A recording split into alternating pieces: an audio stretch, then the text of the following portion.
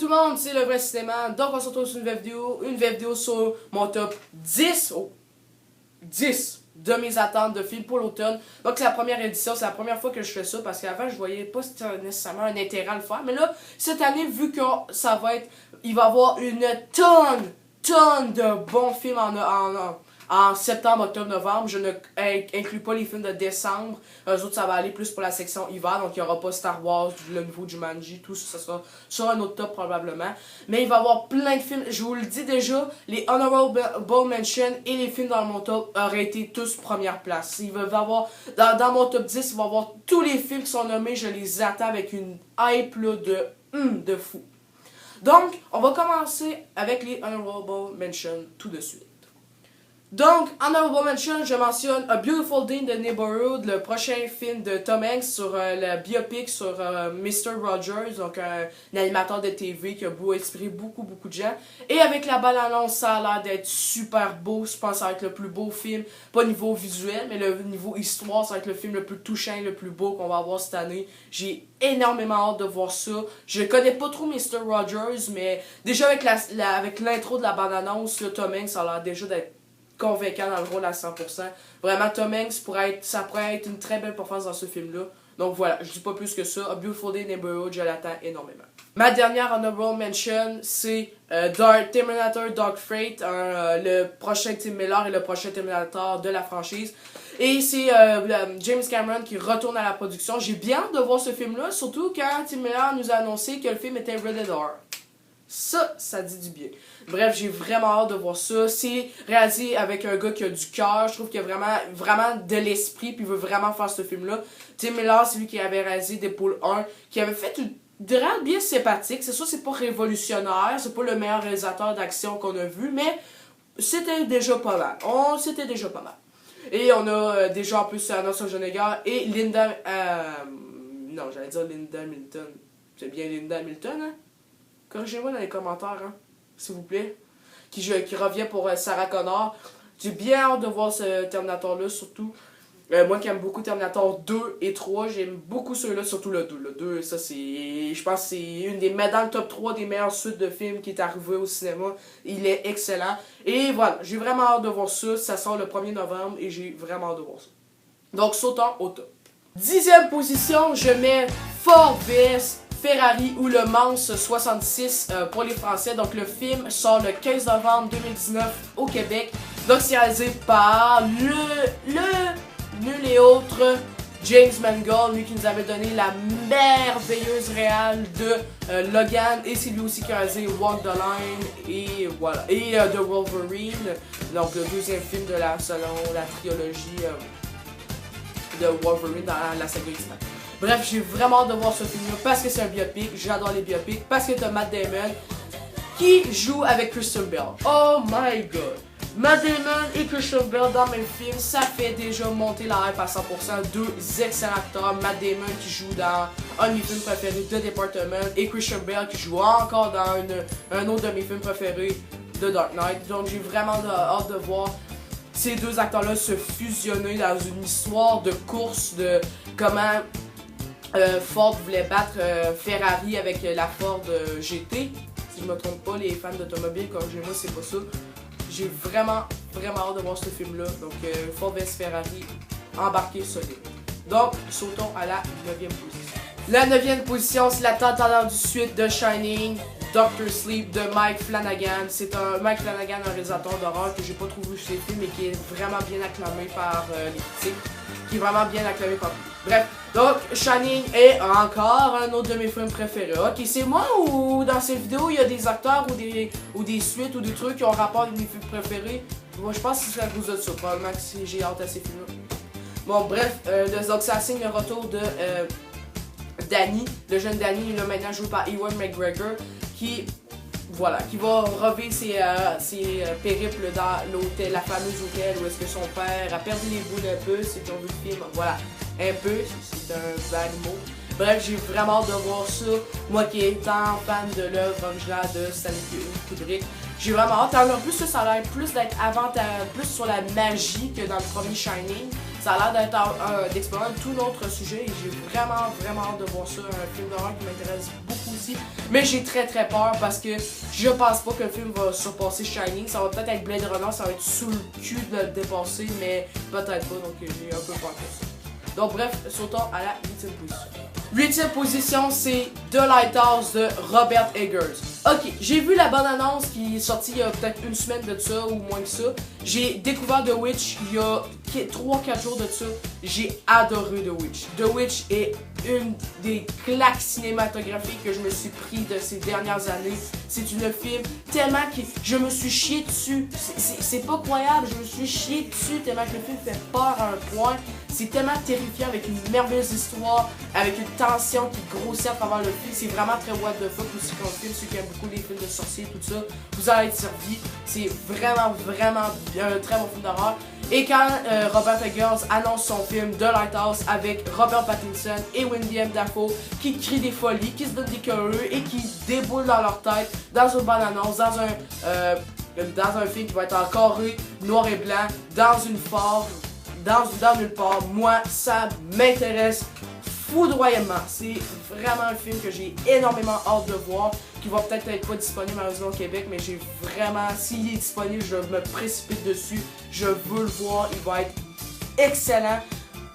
J'ai vraiment hâte de voir ça. En plus, il y a beaucoup de gens qui avaient beaucoup de hype sur ce film, donc j'espère que ça va être aussi bon que The Witch, que moi je me suis The Witch, c'est une des meilleurs films d'horreur, top 10 de mes films d'horreur préférés pour ma part. Donc, sautons à la 7e position. Ben oui, voyons. Je suis fan du premier. D'où j'allais pas attendre le 2. Ben oui, Zombieland Double Tap. J'ai énormément hâte de le voir. Je suis un très grand fan du premier film. Je l'ai beaucoup aimé. Ça fait quand même un bout de temps que j'ai pas vu le revu, mais très bon film. Ça change pas, très bon. J'ai vraiment hâte de revoir voyons, la famille, un peu qu'est-ce qui suit, qu'est-ce qui se passe après, parce que le film sort 10 ans, le film sort 10 ans après les événements du premier film, donc j'ai hâte de voir comment ils vont débloquer ça. En plus, il y a des nouveaux personnages, puis ça va être encore une autre histoire vraiment violente et trash et drôle. Fait que j'ai énormément hâte de voir ça. La chimie entre les acteurs sont vraiment cool. C'est comme une vraie famille, mais un peu déformée. Tu vois que Woody Harrelson, quand il essaie d'imiter le Père Noël, et voilà. Hein, désolé, mais bon, père raté. Bref. Donc j'ai vraiment hâte de voir Zombieland Double Tap, un de mes films de zombies préférés. J'adore Shaun of the Dead, I love you.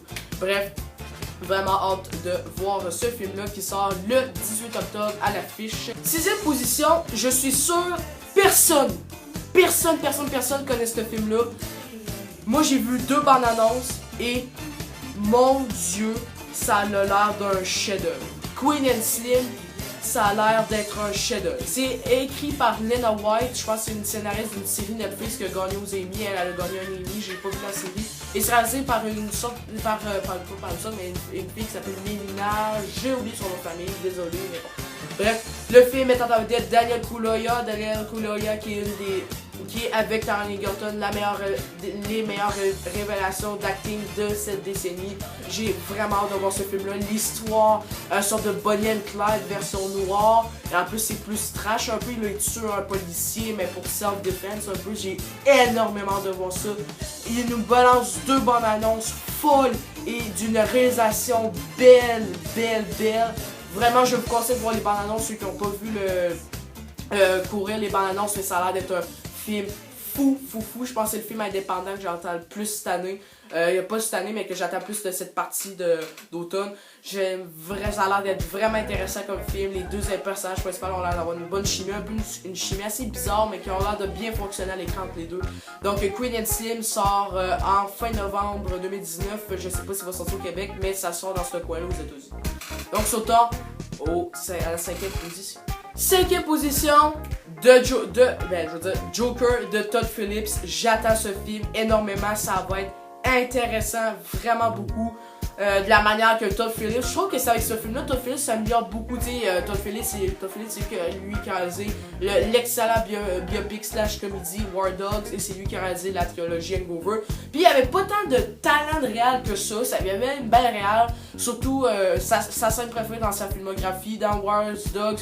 Le ralenti quand Jonah Hill essaye la AK-47 sur Wish You Were Here.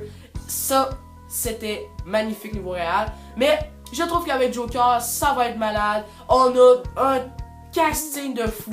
Passant de Robert De Niro à Joaquin Phoenix, à Zoe Edge. Bref, ça va être vraiment Zazie Betts, désolé. Bref, ça va être vraiment bon. Moi qui est fan de vilains dans les films, j'aime beaucoup ça, comment ça peut être interprété d'une manière ou d'une autre. Et là, c'est un film vraiment concentré sur un vilain. Donc j'ai énormément hâte de voir ça. J'ai beaucoup de hype. C'est pas mal, je pense, mon film de super-héros que j'attends le plus.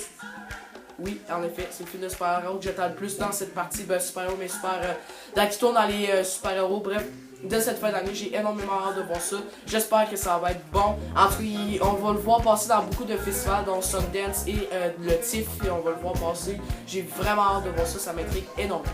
Sautons à la 4e position.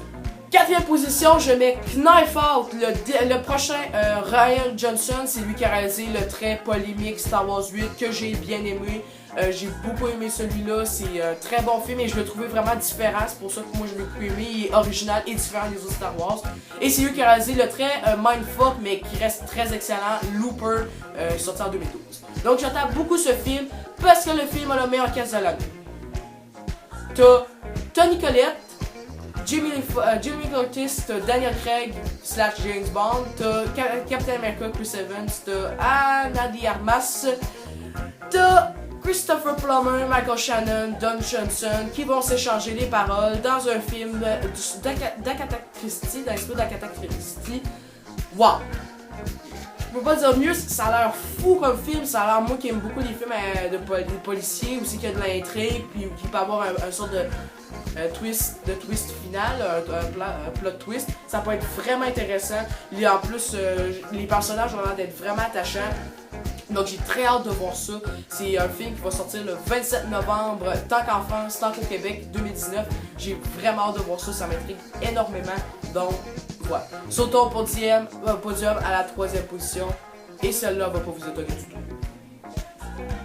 Mais non les gens, vous attendez à quoi? It Chapter 3, le film d'horreur j'attends le plus de l'année. En 3e position, vous attendez à quoi? Merde. Voilà, It Chapter 3, ça va être fou. Déjà que le film est annoncé durer 2h45, ça m'a rajouté encore de la hype parce que 2h45 égale plus de sang et d'horreur. Désolé, ok, je suis pas fou dans la tête, ok, je m'en pas le Charles Manson. Bref, j'attends beaucoup ce film. Moi qui est très fan de It Chapter 1, je sais, ça fait partie de mes top 5 de mes films préférés, mais vous savez quoi, allez chier. Voilà, j'ai pas d'objectivité. Voilà, désolé, mais bon, bref. J'attends beaucoup ce film, on va avoir un casting de fou, Bill Hader, Jessica Chastain, les jeunes qui reviennent, et James McAvoy. Voilà, et Andy Muschietti qui vient nous redonner une claque de réal encore pour ce film, pour It Chapter 2. Et j'ai vraiment hâte de voir ça. Je sens qu'elle va faire beaucoup d'argent pour ce fils et que ça va être excellent, et ça va être fou, et ça va être épeurant. Déjà, le film a l'air plus épeurant que le premier. J'ai hâte au max. 6 novembre 2019. Je vais aller le voir, donc il sort le 6 novembre 2019 au Québec et je pense le 11 septembre 2019 en France. Ça sort ensuite, donc bref. Sautons à la 2e position. Et là c'est un 2, donc 2. Donc 2e position, je mets Gemini Man, Jojo Rabbit, ou l'inverse. Donc bref, l'un est réalisé par mon 10e réalisateur préféré, Taika Waititi, et l'autre c'est avec mon acteur préféré, Will Smith. On va avoir une belle automne. On va avoir une crise assez belle automne, ok? Bref, l'un raconte le film, une histoire qui a l'air pas très originale, mais avec des scènes d'action qui ont l'air d'une réalisation de fou.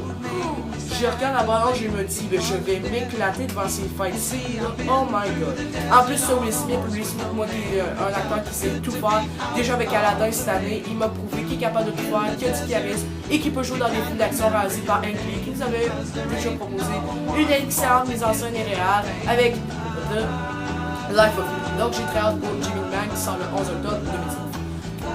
Jojo Rabbit qui sort le 18 octobre 2019, le prochain film de Taika Waititi, un réalisateur que j'aime beaucoup, dont oui encore dans mes films préférés, Boy de lui qui est dans mes films préférés. Ok, désolé, je pense que vous savez tout le monde top 10 de mes films préférés. Bref, j'attends beaucoup ce film parce que Taika Waititi a des couilles de faire un film sur la nazie et en plus c'est lui qui joue le plan.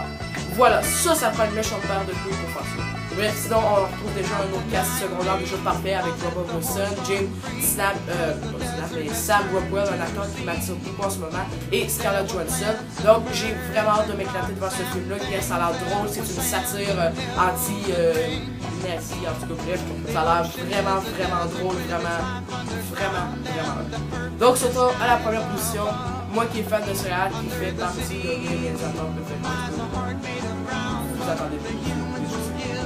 Première position, The Irishman de Martin Scorsese. Oh oui, je suis pas le seul à l'attendre. Oh, ça j'en suis certain, parce que ce film, ça va être une claque cinématographique.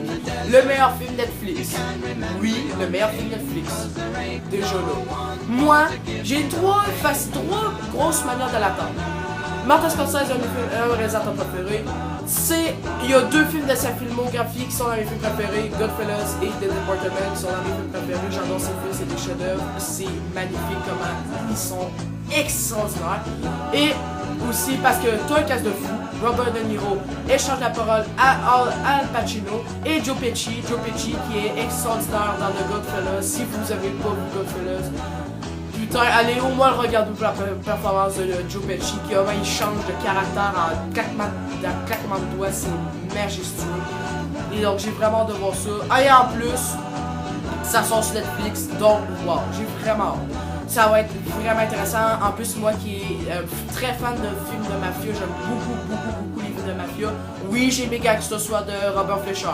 Allez chier, voilà, je l'ai aimé. Bref. J'ai vraiment hâte de voir Irishman, c'est un film qui va se passer aussi dans les vieux temps, et aussi que Martin Scorsese retourne avec les bases avec Robert De Niro et Joe Pesci, mais il rajoute un petit nouveau, là, Al Pacino, c'est surtout pas une grande star, hein, surtout pas, hein, bref. J'ai vraiment hâte de voir ça, ça va être super intéressant avec encore la merveilleuse réal, les plans, les zooms sur les bâtiments, ça a l'air vraiment fou. On peut voir que Netflix, des fois, ils peuvent profiter des grands réalisateurs et au moins, Netflix, ça lance pas les Yes Man. Ben, ça dépend des fois, on va se le dire honnêtement. Bref, donc Irishman, c'est ma plus grosse attente de cet automne. On sait pas, il n'y a pas encore de date précise, donc je peux pas vous dire quand il sort sur Netflix, mais je suis énormément impatient. Donc, bref, c'est tout pour cette vidéo. Si vous avez aimé, n'oubliez pas de liker et de partager cette vidéo. N'hésitez pas aussi à aller écouter ma playlist qui s'appelle maintenant Top 200 du vrai cinéma. Donc, n'hésitez pas à aller l'écouter. La playlist est dans la description, le lien est dans la description. Sinon, allez vous abonner à mon Instagram, Fab Leclerc, donc aussi dans la description. Donc, on va savoir sur une critique sur Hobbs & Shaw qui a été retardée malheureusement à cause d'une story time que je vais pas vous raconter sur la vidéo de ce film. Bref. Salut, donc on se revoit dans la prochaine vidéo. Salut les chers cinéphiles.